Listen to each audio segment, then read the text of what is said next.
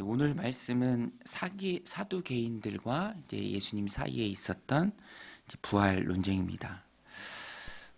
사두개인들은 왜 예수님과 논쟁을 했을까? 사두개인들은요, 다윗 시대의 사독 제사장들의 후예로서 성전 중심의 이제 신앙 생활의 또 지도자격인 사람들입니다. 그런데 예수님 때에 와서는 많이 변질됐죠.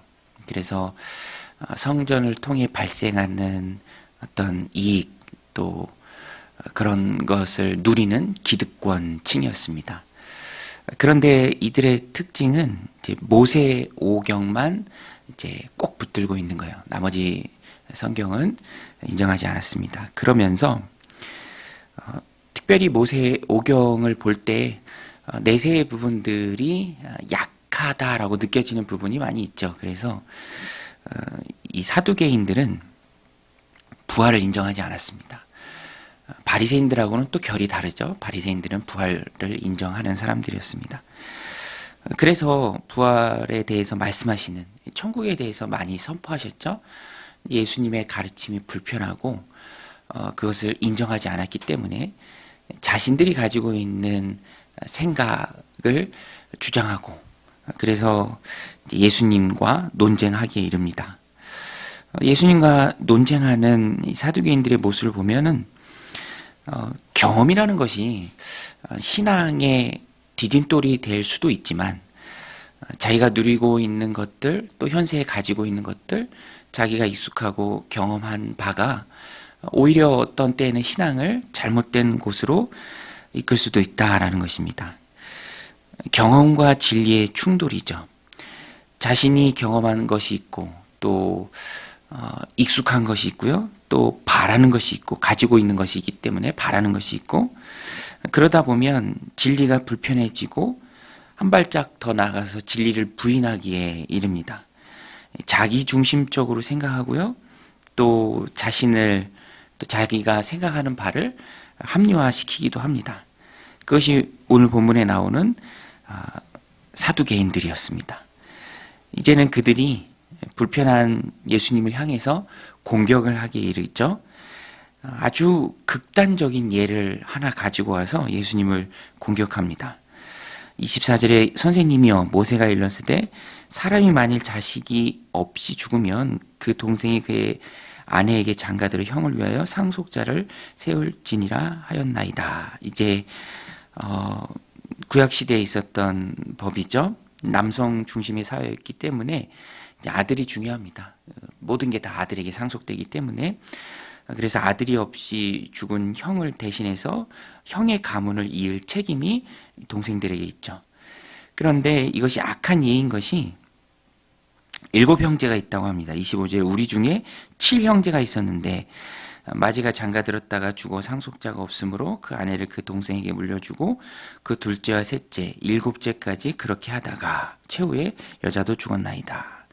이제 공격의 내용입니다. 28절에 그런즉 그들이 다 그를 취하였으니 부활 때에 7 중에 누구의 아내가 되리까? 아니라고 스스로 먼저 결단을 내리니까 이제 아닌 게 돼버리는 것이죠. 자기 안에서. 그리고 아닌 것만 보이고 반대되는 것만 보이고 또 결국에는 이런 예를 들고 나온다라는 것입니다. 예수님 행하신 일을 보고 예수님 가르치심에 그 진리의 말씀을 듣고 마음을 열고 믿기로 결단해야 하나님 믿음을 채워주시죠. 그래서 이제 학생들, 이제 청소년기 학생들이나 혹은 믿음이 좀 연약한 때에 그런 고백을 하는 분들이 있어요. 믿고 싶은데 믿음이 안 생긴다. 자꾸만 의심이 생기고 아닌 것 같다. 이제 그런 분들한테 말씀드리기를 그래도 의심한다는 것 자체는 어느 정도 믿음이 있다라는 것이죠. 신앙생활을 했으니까. 믿음이 한 60%, 70%쯤 됐을 때 믿음이라는 것은 믿기로 결단하는 것이죠. 마음의 문을 여는 것입니다. 믿기로 결단하고 나면, 믿기로 결정하고 나면 그 후에는 하나님께서 부족한 것들을 체험을 통해서 또 경험을 통해서 신앙생활 해 나가면서 하나님 채워주신다. 그러니 마음을 열고 의심이 생길지라도 한번 믿기로 결단을 해보라. 믿기로 결단하기까지 나아가는 믿음은 있습니다. 그러기에 예배 드리고 그러기에 신앙생활을 이제 어느 정도 해 나가는 것이죠.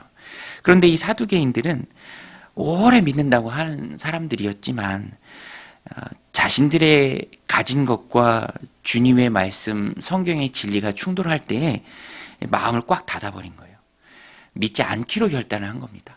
그러니까 이런 예를 들고 나와서 예수님과 논쟁하고 예수님을 공격하고 자꾸만 자기 자신들을 합리화시키고, 근데 핵심을 보면 가진 게 많기 때문에 그렇습니다. 기득권이 많기 때문에 부활이라는 그 진리 자체가 불편한 거예요. 거부하고 싶은 것입니다. 그래서 이런 악한 예를 들고 나와서 예수님께 공격을 하는 것입니다. 이런 발이 이제 사두개인들을 보면 또 오늘 우리의 삶을 되돌아보게 됩니다. 하나님이 우리에게 부어주신 현세를 살아가면서 누리는 축복된 은혜들이 참 많이 있죠. 그러나 그것이 결코 내 신앙의 발목을 잡는 것이 되어서는 안 됩니다. 현실에 뿌리를 박은 신앙, 영성이 되어야지 현실에 발목 잡히는 신앙이 되어서는 안 됩니다. 항상 우리의 신앙은 부활을 바라봐야 하고요. 그 부활의 때를 준비하는 것이 되어야 합니다. 삶이 모순이 되지 않는 신앙, 현실에 발목 잡히지 않은 신앙, 그 신앙이 하나님 기뻐하시는 신앙이죠. 오늘 이 사두개인들의 신앙은 누리는 것이 너무 많기에, 성전을 통해서 받는 것이 너무 많기에 부활이 불편하고 결국에는 그것을 거부하고 자기중심성으로 합리화시키는, 그래서 예수님을 공격하고 진리를 거부하는 엉터리 같은 신앙에 머물러 있다라는 것입니다. 그래서 우리는 항상 내 경험, 내가 가진 것, 그것이 아니라 주님의 말씀을 꼭 붙들어야 합니다. 예수님께서는 말씀해 주시죠. 29절에 예수께서 대답하시되 너희가 성경도 하나님의 능력도 알지 못하는 거로 오해하였도다. 오해입니다. 오해. 30절에 부활의 때는 장가도 아니가고 시집도 아니가고 하늘에 있는 천사들과 같으니라. 하늘에 있는 천사들과 같으니라. 예수님의 말씀을 통해서 우리가 이제 천국에 대해서 조금은 이해하고 또 알게 되는 것이죠. 장가가고 시집 가는 거 또 이 땅에서만 있는 것이죠. 물론 우리가 이 땅에서의 시작된 관계 속에서 천국까지 함께 갈 것이기 때문에 그렇게 이야기합니다. 우리 천국에서도 만나고 또 천국에서도 천국까지 가는 공동체입니다. 그런데 모든 관계가 죽음이라는 건너목 너머에서는 오늘 예수님의 말씀처럼 천사들과 같이 되죠. 이 땅에서 이제 아내, 남편, 배우자 뭐 그런 관계가 천국까지 계속 가는 것은 아닙니다. 거기서는 하나님과 1대1의 관계죠. 그만큼 친밀함의 관계다라는 것입니다.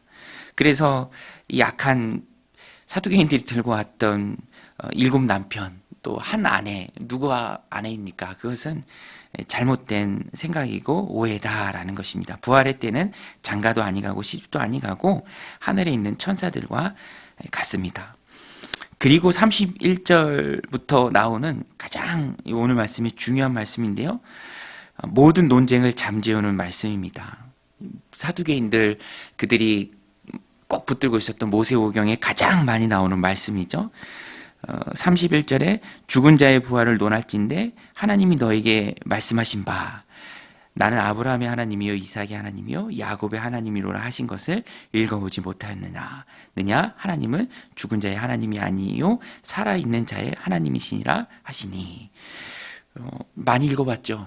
모세오경에 굉장히 많이 나온, 창세기 출애굽기 많이 나오는 말씀이잖아요. 아브라함의 하나님이요 이삭의 하나님이요 야곱의 하나님이로라. 읽어보지 못했느냐. 읽어봤죠. 거기에 정답이 있습니다. 우리가 못 볼 뿐이지 모세오경에도 부활은 가득 들어 있습니다. 하나님은 죽은 자의 하나님이 아니라 살아계신 자의 하나님이다. 여러분, 하나님은 살아있는 자의 하나님이신 줄로 믿습니다. 아브라함도 살아있고 이삭도 살아있고 야곱도 살아있습니다. 오늘 우리도 하나님 앞에 살아있고요. 그래서 모세오경에도 부활은 가득 차 있습니다. 살아있는 자의 하나님이다. 너희가 왜 그것을 못 보냐? 마음을 닫고 안 믿기로 결정을 했으니까 못 보는 것이죠.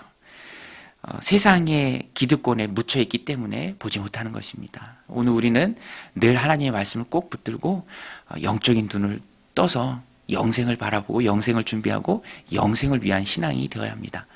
하나님이 이 땅 가운데 내게 누리라고 주신 것들은 그 자체로 너무너무 귀한 것이죠. 그것은 수단입니다. 더 잘 믿기 위한 수단이죠. 절대로 목적이 아닙니다. 돈이라는 것도 나쁜 것도 아니고 선한 것도 아니죠. 어떻게 쓰여지느냐에 따라서 귀한 것입니다. 가치 중립적이죠. 우리는 그것들을 영생을 위해서 사용함에 현실에 뿌리 박은 영성이지 현실에 발목 잡힌 영성이 아니다라는 것입니다. 그래서 이 말씀을 오늘 우리들 삶 가운데 적용할 때 하나님은 살아있는 자의 하나님이십니다. 그러니까 살아있는 자의 살아계신 하나님. 그래서 오늘 우리의 신앙도 살아있어야 합니다. 여러분, 살아있는 신앙이 무엇입니까? 열매를 보면 알 수 있죠. 죽은 신앙인지 살아있는 신앙인지 열매를 보면 알 수 있습니다.